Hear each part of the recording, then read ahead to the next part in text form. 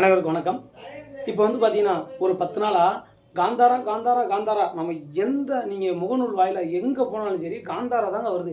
அப்படி என்னடா இந்த படத்தில் இருக்குன்னுட்டு நம்மளும் தேட்டரில் போய் படம் பார்த்துருவோம் அப்படின்னு சொல்லி தேட்டரில் படம் பார்த்துட்டோம்.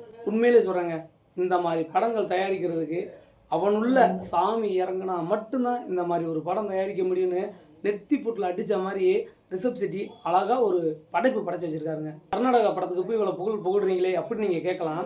தமிழ்லையும் அருமையான படைப்புகள்லாம் வந்திருக்கு. சமீப காலமாக வந்து பார்த்தீங்கன்னா ஜாதி, போதை, கவர்ச்சி, கலாச்சாரம் சீர்கெடுற படமாகவே இப்போ சமீப காலமாக வந்துட்டு இருக்கு. எல்லாரையும் முகம் சுளிக்கிற மாதிரி படம்லாம் வந்துருச்சு. வெறும் 120 கோடி ரூபா பட்ஜெட்டில் இந்த மாதிரி ஒரு படைப்பு யாராலையும் படைக்க முடியாது. மிக பிரம்மாண்டம். ரிஷப் செட்டிக்கு ஒரு சல்யூட் தான் பண்ணோம். அருமையான ஒரு படைப்புங்க. தேட்டரில் போய் எல்லாரும் பாருங்கள். இந்த மாதிரி படங்கள்லாம் தமிழில் எடுக்கணும்னு ஆசைப்பட்றோம். பாகுபலி படத்தை விட மிஞ்சிருச்சுங்க. வெறும் 120 கோடி ரூபா பட்ஜெட்டில் எடுத்த படமே கிடையாது. தமிழ்நாட்டில் எடுத்தாங்களே.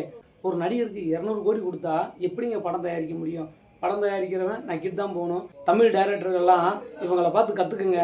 இந்த படத்தை தயாரிக்கிறதுக்காக படம் தயாரித்து முடிக்கிற வரைக்கும் சைவம் மட்டும் தான் சாப்பிட்ருக்காங்க. அசைவம் தொடரலை. அவர் மேலே உண்மையிலேயே சாமி இறங்கி தான்.